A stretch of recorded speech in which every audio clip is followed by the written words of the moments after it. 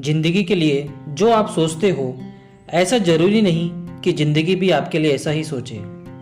मेरा नाम रिया है। जवान लड़की अगर घर में हो तो माँ बाप के लिए चिंता का विषय होता है। मेरी उम्र 28 के ऊपर हो गई थी। कई रिश्ते आए लेकिन कहीं बात नहीं बनी। फिर एक दिन एक रिश्ता आया। वो हमारे शहर से थोड़ी दूर गांव में रहते थे। लड़के का नाम संजय है। लड़का अच्छा था और उनका खेती का काम था। लड़के की माँ नहीं थी। उनके घर में सिर्फ वो और उनके पिता ही रहते थे।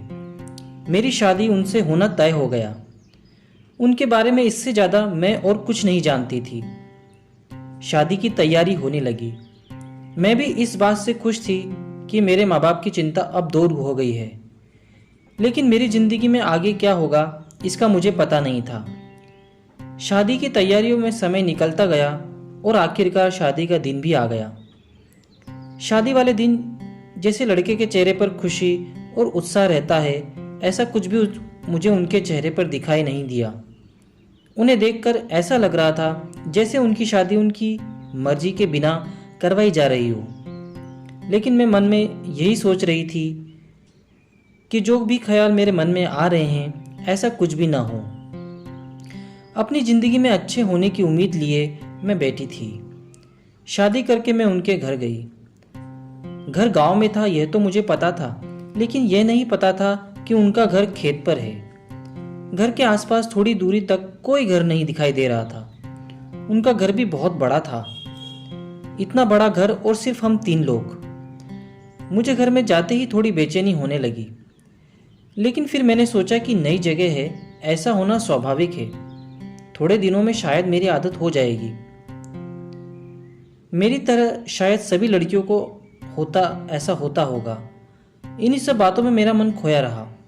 लेकिन अभी सबसे बड़ा ख्याल यह था कि क्या मेरे पति मुझसे शादी करके खुश हैं या नहीं। अभी तक मैंने उनसे कोई बात नहीं की और मैं इसी इंतजार में थी कि उनसे बात हो। सुहाग रात पर मैं अपने कमरे में थी। सेज पर बैठी मैं उनका इंतजार कर रही थी। मन में कई तरह के ख्याल और सवाल थे। आगे क्या होगा इस बात से मैं अनजान थी। धीरे धीरे समय बीतता गया और इंतजार करते करते आधी रात हो गई। लेकिन अभी तक वो मेरे पति कमरे में नहीं आए थे। आधी रात के बाद मैंने सोचा कि शायद किसी काम में होंगे। शादी में बहुत काम होते हैं और सब उन्हें ही संभालना होता है। यह सोचकर मैं वहीं बिस्तर पर सो गई। सुबह मेरी नींद खुली और मैं तैयार होकर बाहर गई तो वो मुझे घर के बरामदे में सोए दिखाई दिए। शादी की पहली रात कोई अपनी पत्नी के कमरे में न सोकर बाहर क्यों सोएगा। मेरे ससुर ने मुझे देखा और पूछा कि बेटा सब ठीक है। मैंने भी उन्हें कहा सब ठीक है। मेरे ससुर ने तब कहा कि बेटा मैं तुम्हें संजय के बारे में कुछ बताना चाहता हूँ। मेरा बेटा मन का बहुत अच्छा है, लेकिन इससे छोटी छोटी बातों पर गुस्सा आ जाता है। तुम अभी इसे समझना। मैं तुम्हें बता दूं कि उसमें थोड़ा समय लगेगा। तुम दोनों एक दूसरे को समझना। बस इसके गुस्से और कम बोलने का बुरा मत मानना और ज़्यादा सवाल मत पूछना। ज़्यादा सवाल मत पूछना, यह बात मुझे कुछ समझ नहीं आई। ये किस ओर इशारा था, लेकिन मैंने उस समय सिर्फ हाँ कहकर उनकी बात मान ली। मैं उनसे और कहती भी क्या। मैं सुबह जब घर का काम कर रही थी तब कोने में एक दरवाजे पर बड़ा ताला लगा हुआ था। घर में इतना बड़ा ताला लगा कर रखा है, यह बात मुझे अजीब लगी। मेरे पति घर से चले गए थे। मैं पूरा घर देख रही थी, साथ ही सफाई भी कर रही थी। उस दरवाजे के ताले ने मेरे मन में अभी भी सवाल उठा रखे थे। मैंने मेरे ससुर जी से बोला कि पापा जी इसकी चाबी दे दीजिए, सफाई कर देती हूँ। वो बोले नहीं, रहने दो। इसके नीचे तहखाने में एक छोटा कमरा है, उसमें जाने की कोई ज़रूरत नहीं, रहने दो। उन्होंने जिस तरह से बोला उनको देखकर ही मैं डर गई। पता नहीं उन्हें इस बात पर गुस्सा क्यों आ गया। उस समय मैंने सिर्फ हाँ में सर हिला दिया। लेकिन फिर बाद में सोचती रही कि आखिर वहां क्या है। कुछ देर बाद मेरे ससुर भी घर से चले गए। मैंने पूरा घर देखा, लेकिन मैंने मेरी सास की एक भी तस्वीर नहीं देखी। ये बात थोड़ी सोचने लायक थी। नया घर और वो भी लगभग सुनसान जगह पर, उसमें भी कई सवाल। ये सब मेरे लिए बड़ा अजीब था। रात हो गई। वो और ससुर जी दोनों घर आ गए थे। खाना खाने के बाद मैं अपने कमरे में गई। जैसा कि मैंने कहा, मुझे अब इस घर में थोड़ा अजीब सा लग रहा था। घर में बात करने वाला कोई नहीं। मैं सोच रही थी कि आज भी वो बाहर सोएंगे, लेकिन थोड़ी देर बाद वो कमरे में आ गए। उनके आते ही मैं डर गई। वो कमरे में आए लेकिन बिना कुछ बोले और मुझे देखे बिस्तर पर सो गए। शायद उनके पिता ने उन्हें समझाया होगा। मैंने थोड़ी कोशिश की उनसे बात करने की। उन्हें बोला कि आपको ठंड लगे तो ये कंबल ले लेना, लेकिन उनका कुछ जवाब नहीं आया। मैं भी कुछ समय के बाद सो गई। उस दिन के बाद रोज वो कमरे में ही सोते थे, लेकिन मेरी तरफ पीठ करके और बिना कुछ बोले। ये कैसी शादी थी? मेरे पति मेरी तरफ भी देख भी नहीं रहे थे। मेरे ससुर ने पहले ही समझाया था कि ज्यादा सवाल नहीं करना, इसलिए मैं कुछ बोलती या पूछती ही नहीं थी। एक रात मेरी नींद अचानक खुली तो मैंने देखा कि वो कमरे में नहीं है। मैंने सोचा कि बाथरूम गए होंगे, लेकिन जब कुछ देर होने के बाद भी वो नहीं आए तो मैंने कमरे के बाहर जाकर देखा। कमरे के बाहर बरामदे में कहीं भी मुझे वो दिखाई नहीं दिए। मैं फिर अपने कमरे में जाने लगी, लेकिन मेरे मन में ख्याल आया उस ताले वाले दरवाजे का। उस दरवाजे के सामने मैं गई तो वहां अब ताला नहीं था, बल्कि वो अंदर से बंद था। मैं खड़ी खड़ी यही सोच रही थी कि वो अंदर तो नहीं, तभी मुझे धीमी धीमी आवाज सुनाई दी। यह आवाज किसी औरत की थी और ध्यान से सुनने पर वो बेटा बेटा बोल रही थी। मैं डर गई और वहां से भागते हुए सीधे मैं अपने कमरे में जाकर सो गई। मैं बिस्तर पर सोए हुए यही भी सोच रही थी कि यह सब क्या है। तभी वो कमरे में आ गए। मैंने सोने का नाटक किया। अब उनके आने से मुझे डर लगने लगा था। जैसे तैसे मैंने अपने डर और विचारों पर काबू किया। तहखाने में जो औरत की आवाज आ रही थी, क्या वो मेरी सास थी? मेरी सास की एक भी तस्वीर क्यों नहीं है? क्या वो जिंदा है? और अगर है तो उन्हें इस तरह बंद करके क्यों रखा गया है? जब घर में इतने राज हो तो नींद कैसे आ सकती है? रात में मैं ठीक से सो नहीं पाई। बिस्तर पर पड़े पड़े मुझे यह ख्याल आया कि मुझे उस कमरे में जाकर एक बार जरूर देखना चाहिए।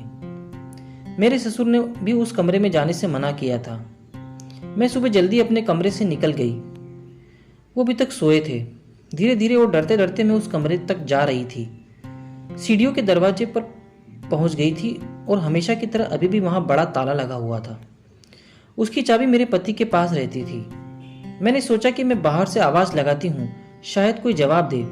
लेकिन फिर मैंने सोचा कि आवाज लगाने से मेरे पति या ससुर में से कोई जाग जाएगा। मुझे समझ आ गया कि उस कमरे में जाना है तो चाबियों के साथ आना होगा। मैं वहां से चली गई। उस रात के बाद मैं बड़ी बेचैन हो गई थी, लेकिन मेरे पति के स्वभाव में कोई बदलाव नहीं आया था। उनके लिए ऐसा था जैसा कि कुछ हुआ ही नहीं हो। सुबह सुबह ही मेरे माँ और पिता अचानक ही मेरे ससुराल आ गए।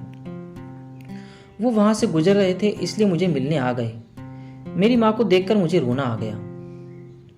जी तो चाहा कि यह सब जो हो रहा है वो मैं उन्हें बता दूं, लेकिन मैं बताती भी क्या? अभी तो मुझे भी ठीक से नहीं पता कि यहाँ हो क्या रहा है। मेरी माँ मुझसे पूछती है कि बेटी सब ठीक है। मैंने कहा ठीक है, लेकिन उन्हें मैं कैसे बताऊं कि यहाँ कुछ भी ठीक नहीं है। ना मेरा पति मेरे साथ पति की तरह रहता है, ना ही इस घर में क्या हो रहा है इसका मुझे पता है। लेकिन मैं अभी उन्हें भी चिंता में नहीं डालना चाहती थी, इसलिए मैंने मेरी माँ को कुछ नहीं बताया। उनके जाने के बाद जब मेरे ससुर घर पर थे तो मैंने उनसे पूछ लिया कि पिताजी सासू माँ कैसे चल बसी। उन्होंने मेरी तरफ ऐसे देखा जैसे कि मैंने कोई बहुत गलत बात पूछ ली हो। बोले, बेटा तुमने मुझसे तो यह बात पूछ ली, लेकिन भूल कर भी यह बात अपने पति से मत पूछ लेना। समय आने पर मैं तुम्हें सब बताऊंगा, अभी इस बात को मत करो। इतना कहकर वो चले। अब रात होते ही मुझे डर लगने लगता था। रात फिर वही होता। मेरे पति आधी रात को उसी कमरे में जाते और वहां से मुझे धीमी धीमी आवाजें सुनाई देती। उस रात मैंने सोच लिया था कि आज मैं चाबी लेकर ही रहूंगी। रात जब वो कमरे में आकर थोड़ी देर बाद सोए तो मैंने धीरे धीरे उनकी जेब से चाबी निकाल ली। सुबह जल्दी ही मैं उस कमरे की ओर गई। मन में कई तरह की बातें और डर था। मैं उस दरवाजे के सामने थी जहां ताला था और उसकी चाबी मेरे हाथ में थी। मैंने थोड़ी देर खड़े होकर सांस ली और चाबी उस ताले में लगाई। लेकिन मेरी धड़कनें तब रुक गई जब पीछे से मेरे ससुर ने मुझे आवाज लगाई, बहू। उनकी आवाज ने मेरी जान ही निकाल दी। मैं पीछे नहीं पलटी, लेकिन वो मेरे पास आए। मुझे देखकर बोले कि क्या कर रही हो यहाँ? इस कमरे की चाबी तुम्हारे पास कैसे आई? मैं चुप थी। उन्होंने फिर पूछा, कहाँ से मिली तुम्हें ये चाबी? तुमने मेरे कमरे से इसे लिया? मैंने कहा, नहीं, यह तो आपके बेटे के पास थी। वो रोज रात यहाँ इस कमरे में आते हैं। यह सुनकर उन्हें हैरानी हुई। वो बोले कि संजय इस कमरे में फिर जाने लगा है, वो भी रात में। मैंने पूछा, आखिर ऐसा क्या है जो आप लोग इस कमरे में छुपा रहे हो? यहाँ से रात को बेटा बेटा की आवाज़ें आती हैं। क्या संजय की माँ इस कमरे में है? मेरे ससुर ने यह सुनकर कहा कि गलती मेरी है, तुम्हें सब पहले ही बता देना चाहिए था। मुझे नहीं पता था कि तुम ऐसा कुछ सोचने लगोगी। उन्होंने मेरे हाथ से चाबी ली और सीढ़ियों का दरवाज़ा खोला। नीचे उतरकर कमरे में गए। कमरा खोलते ही मुझे कमरे का राज पता चल गया। कमरे में मेरी सास का सारा सामान, कपड़े और तस्वीरें, गहने थे। उसके बाद ससुर जी ने मुझे कुछ बताया कि संजय की माँ 2 साल पहले ही एक एक्सीडेंट में चल बसी। वो अपने भाई के यहाँ जा रही थी। संजय को उस दिन उसने कहा था कि वो उसे उसके भाई के पास ले जाए, अगले दिन वापस आ जाएंगे। लेकिन संजय ने मना कर दिया, कहा कि उसे नहीं जाना। मुझे अच्छे से बाइक चलाना नहीं आता है, इसलिए उसने अपने भाई को बुला लिया। लेकिन जाते वक्त उनकी बाइक फिसल कर गिर गई। संजय की माँ को सर पर चोट लगी, जिस कारण उसकी मृत्यु हो गई। संजय अपनी माँ की मौत का खुद को जिम्मेदार मानता है। उसका मानना है कि अगर वो उस दिन माँ को ले जाता तो ऐसा कुछ भी नहीं होता। उस घटना के बाद वो कई दिनों तक बोला नहीं। बड़ी मुश्किल से मैंने उसे संभाला है। बात बात पर वो अपनी माँ को याद करके रोने लगता है, गुस्सा करने लगता है, खुद को कोसने लगता है। उसे उसकी माँ की याद ना आए इसलिए उसका सारा सामान मैंने यहाँ पर रख दिया। वो अपनी माँ से बहुत प्यार करता था। उसके फ़ोन में कई वीडियो हैं उसके माँ के साथ। शायद रात में आकर वो यही सब फिर देखने लगा है। मैंने सोचा कि उसकी ज़िंदगी में अगर प्यार आएगा तो शायद कुछ हद तक वो फिर से खुश हो सकेगा। इसलिए मैंने उसकी शादी करवा दी। उसकी माँ उसे शादी के लिए कहती थी, लेकिन वो मना करता था। शादी के वक्त भी वो यही कह रहा था कि माँ नहीं है तो शादी करके किसे खुश करूँ। इसलिए मैंने तुम्हें कहा था, उसे गलत मत समझो, उसे प्यार की ज़रूरत है। उसे यह विश्वास दिलाना है कि जो हो गया अब उसे बदला नहीं जा सकता, ना ही उसमें उसकी कोई गलती है। कुछ समय पहले जिस पति से मैं डर रही थी, अब उसके लिए मेरे दिल में प्यार और सहानुभूति जाग गई। जो अपनी माँ से इतना प्यार करता है वो कैसे बुरा हो सकता है। मैंने उसी समय अपने ससुर को कहा कि आप बिल्कुल भी चिंता मत करें, मैं उन्हें संभाल लूँगी। सुबह जब वो घर से बाहर जाने लगे तब मैंने उन्हें कहा कि आप बहुत अच्छे हैं। उनका कोई जवाब नहीं आया, लेकिन एक हल्की सी मुस्कान जरूर आई। माँ की जगह तो कोई नहीं ले सकता, लेकिन फिर भी मैं कोशिश करूँगी कि वो अपने आप को दोषी समझना बंद कर दें। धीरे धीरे मुझे उनकी मुस्कान वापस लानी है और मुझे पता है मैं ऐसा कर सकती हूँ।